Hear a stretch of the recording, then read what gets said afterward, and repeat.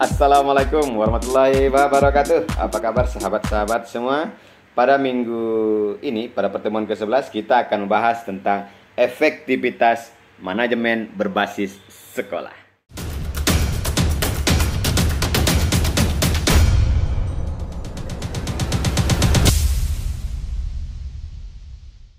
Sahabat-sahabat semua, efektivitas manajemen berbasis sekolah. Terlebih dahulu kita harus melihat apa itu sebenarnya efektivitas. Nah, menurut Mulyasa, efektivitas adalah adanya kesesuaian antara orang yang melaksanakan tugas dengan sasaran yang dituju. Efektivitas bagaimana suatu organisasi berhasil untuk mendapatkan dan memanfaatkan sumber daya dalam usaha mewujudkan operasional. Sahabat-sahabat semua, efektivitas manajemen berbasis sekolah berarti bagaimana manajemen berbasis sekolah berhasil melaksanakan semua tugas pokok sekolah, menjalin partisipasi masyarakat, mendapatkan serta memanfaatkan sumber daya, sumber dana, dan sumber belajar untuk mewujudkan tujuan sekolah.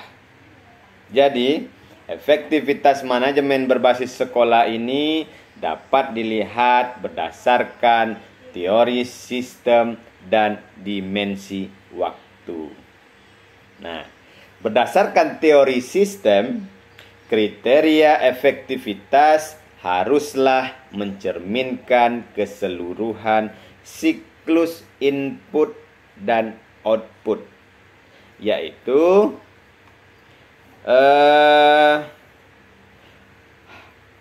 harus mencerminkan hubungan timbal balik antara manajemen berbasis sekolah dan lingkungan sekitarnya.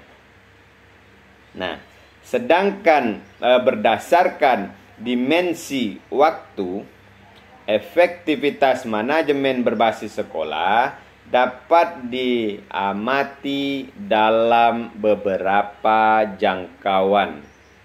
Nah, yang pertama itu adalah efisiensi jangka pendek yang berfungsi untuk menunjukkan hasil kegiatan dalam kurun waktu sekitar 1 tahun dengan kriteria kepuasan, efisiensi, dan produksi. Sedangkan yang kedua adalah efisiensi jangka menengah dalam waktu sekitar 5 tahun dengan kriteria perkembangan serta kemampuan beradaptasi dengan lingkungan. Dan yang ketiga, efisiensi jangka panjang, yaitu untuk menilai waktu yang akan datang di atas 5 tahun. Digunakan kriteria kemampuan untuk melangsungkan hidup dan kemampuan membuat perencanaan strategis bagi kegiatan di masa depan. Nah, sahabat-sahabat semua, efektivitas pendidikan dalam kaitannya dengan produktivitas ada 3 dimensi yang harus kita ketahui. Nah, yang pertama adalah meninjau produktivitas sekolah dari segi keluaran administratif. Contohnya itu layanan yang dapat diberikan dalam proses pendidikan. Nah, yang kedua adalah berupa keluaran perubahan perilaku peserta didik berdasarkan nilai-nilai akademik. Dan yang ketiga, produktivitas sekolah itu ditinjau dari segi keluaran ekonomis yang berkaitan dengan pembiayaan layanan pendidikan sekolah. Sahabat-sahabat semua, efektivitas dapat dijadikan sebagai barometer dalam menilai keberhasilan pendidikan. Dengan kata lain, efektivitas dapat dijadikan sebagai tolak ukur untuk melihat keberhasilan sebuah lembaga dalam mengelola pendidikannya. Nah, untuk melihat efektivitas apakah sekolah itu telah berhasil atau gagal, maka keberhasilan pendidikan itu kita bisa melihat melalui efektivitasnya. Yang pertama itu adalah validitas intern.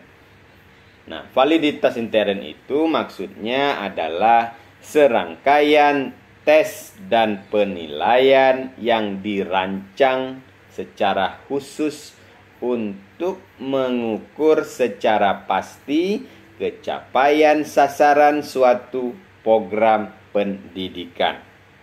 Nah, yang kedua, validitas eksternal, yaitu serangkaian tes dan penilaian yang dirancang secara khusus untuk mengukur secara pasti perilaku suatu program pendidikan secara intern telah valid.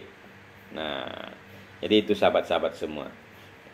Jadi gunanya itu adalah untuk mengukur keberhasilan pendidikan melalui validitas intern dan validitas eksternal.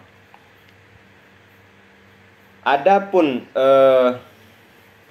indikator-indikator keefektifan dalam setiap tahapan program penerapan manajemen berbasis sekolah itu dapat kita lihat, dapat kita ukur melalui pertama adalah indikator inputnya. Yang kedua adalah indikator proses. Dan yang ketiga adalah indikator output. Dan yang keempat adalah indikator outcome. Nah, kita akan melihat apa itu sebenarnya indikator input. Indikator input itu adalah yang meliputi karakteristik guru, kemudian fasilitas yang ada di sekolah, kemudian perlengkapan yang ada di sekolah, dan materi pendidikan serta kapasitas manajemen di lembaga pendidikan. Nah, yang kedua yaitu indikator proses ya.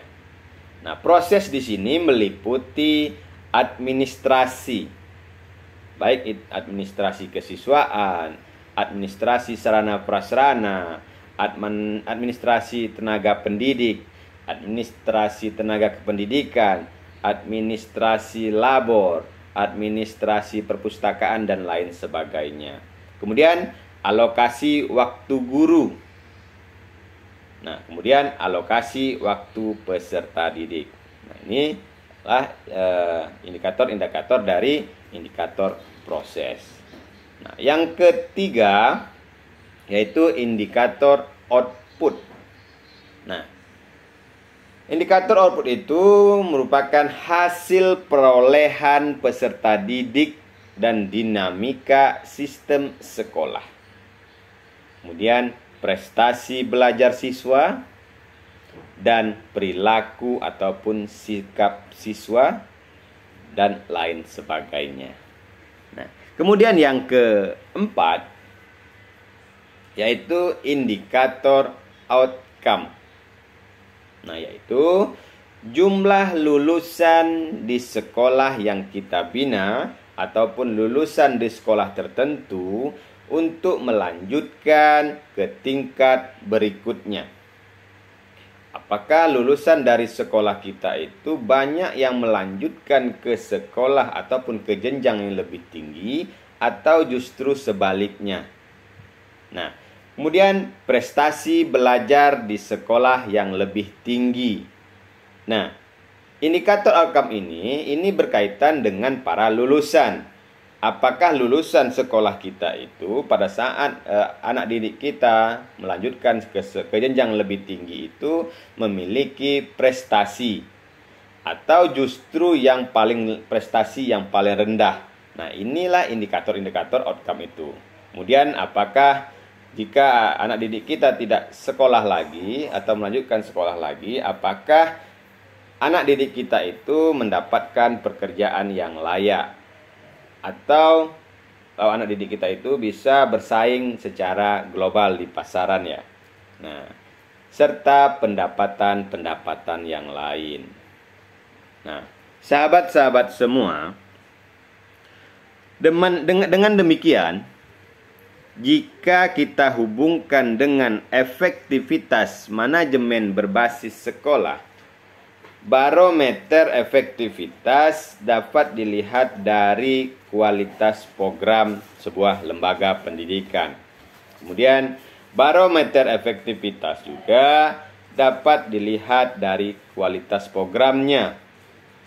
Kemudian, ketepatan dalam penyusunan program, kemudian kepuasan, keluasan, dan adaptasi, semangat kerja, motivasi, ketercapaian tujuan, ketepatan waktu, serta ketepatan pendaya gunaan sarana, prasarana, serta sumber belajar dalam meningkatkan kualitas pendidikan di sekolah. Sahabat-sahabat semua, dalam penerapan efektivitas, efisiensi, dan produktivitas manajemen berbasis sekolah, itu haruslah kita pahami. Karena memang manajemen berbasis sekolah itu baru bisa terlaksana secara efektif, efisien, dan produktivitas apabila seluruh stakeholder yang ada di sekolah itu dan masyarakat bahu-membahu untuk menciptakan, menerapkan sebuah lembaga yang benar-benar berbasiskan mutu. Nah, jadi manajemen berbasis sekolah itu karena diberikan kewenangan oleh pusat untuk mengatur lembaganya sendiri secara otonom, maka dengan harapan semakin otonomi atau berdiri sendiri dan bisa mengatur lembaga sendiri, bisa menciptakan sebuah lembaga pendidikan yang berkualitas, lembaga pendidikan yang bermutu. Nah, sahabat-sahabat semua, penerapan manajemen berbasis sekolah dalam sistem yang pemerintahannya yang masih cenderung terpusat, tentulah akan banyak pengaruhnya ya. Perlu kita ingat bahwa penerapan manajemen berbasis sekolah akan sangat sulit terlaksana jika para pejabat pusat, pejabat daerah masih bertahan untuk menggenggam sendiri kewenangan yang harusnya didelegasikan ke sekolah. Bagi para pejabat yang harus kekuasaan seperti itu, manajemen berbasis sekolah adalah ancaman besar dan terancam tidak akan terlaksana. Sehingga kualitas dan produktivitas sebuah lembaga pendidikan tidak akan berhasil untuk menciptakan generasi-generasi yang berkualitas. Nah, jadi sahabat-sahabat semua dan para pejabat-pejabat semua, maka karena pendidikan kita telah memasuki zona otonomi pendidikan, maka sebaiknya pejabat-pejabat negara, pejabat pusat, pejabat daerah yang terkhususnya tentang yang berkaitan dengan pendidikan, maka kebijakan-kebijakan dan kewenangan-kewenangan yang seharusnya didelegasikan kepada sekolah, maka itu diberikan langsung kepada sekolah. Jangan kepala dilepas dan ekornya masih dipegang. Nah, karena kita berharap pada tahun-tahun berikutnya kualitas pendidikan kita itu lebih baik lagi. Nah, sahabat-sahabat semua, dengan maraknya perintisan atau pembangunan atau pengelolaan atau penerapan sekolah-sekolah unggulan atau terpadu, ataupun banyak sekarang disebutkan sekolah terpadu ya. Kalau di madrasah itu ada juga terkenal dengan nama, jadi umum itu namanya sekolah Islam terpadu dan sebagainya. Merupakan salah satu bentuk aktualisasi penerapan MBS yang sesungguhnya. Nah, jadi sahabat-sahabat semua, maka tidak heran banyak sekolah-sekolah swasta, sekolah-sekolah yang dibangun oleh masyarakat ataupun individu yang berbasiskan terpadu itu sangat-sangat memiliki kualitas yang tinggi dan minatnya juga banyak. Nah, dengan demikian, jika sekolah itu sudah unggul, memiliki siswa banyak, peserta didiknya ramai, dan peminatnya juga banyak, lulusannya juga bagus-bagus, maka tidak menutup kemungkinan sekolah-sekolah walaupun berada di pelosok negeri itu akan banyak peminatnya dan juga akan berprestasi dan berkualitas. Begitu. Nah, biasanya sekolah unggulan dan terpadu menampilkan sajian kurikulum yang sangat-sangat menarik, sangat efektif, sangat efisien, dan sangat produktif dalam menunjang proses belajar bagi peserta didik. Nah, dengan penerapan biasanya di terpadu itu adalah full day schooling. Nah, para siswa diberikan fasilitas yang lebih dari biasanya diberikan di sekolah-sekolah negeri ataupun sekolah-sekolah konvensional. Nah, memang kalau sekarang ini tidak heran jika sekolah-sekolah swasta yang sifatnya terpadu jauh lebih berkualitas dibandingkan sekolah negeri.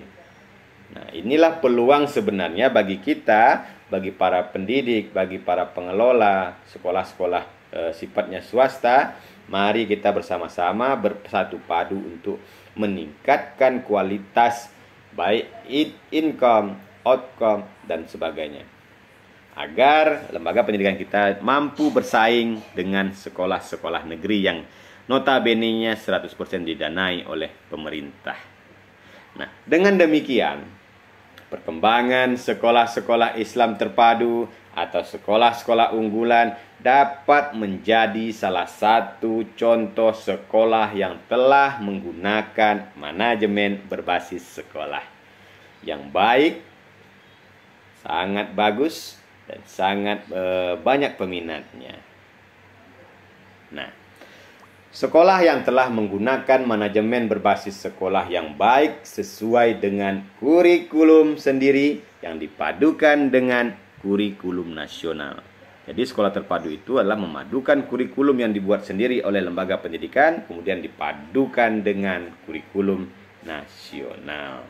Oke, sahabat-sahabat semua, demikianlah pemaparan saya tentang efektivitas manajemen berbasis sekolah. Jadi sahabat-sahabat semua, tidak menutup kemungkinan kita selaku insan pendidik yang ada di swasta bisa mampu menciptakan lembaga-lembaga yang berkualitas tinggi, memiliki lulusan-lulusan yang mampu bersaing secara global, baik dalam mendapatkan pekerjaan ataupun bersaing dalam akademik. Dan kedua, yang ketiga selanjutnya, bahwa semakin berkualitasnya lembaga pendidikan kita, semakin banyak siswa yang belajar di tempat kita, otomatis lembaga pendidikan kita akan berkembang secara pesat. Nah, jadi sekolah-sekolah swasta sebaiknya lakukanlah terobosan-terobosan untuk menciptakan sekolah berbasis manajemen berbasis sekolah.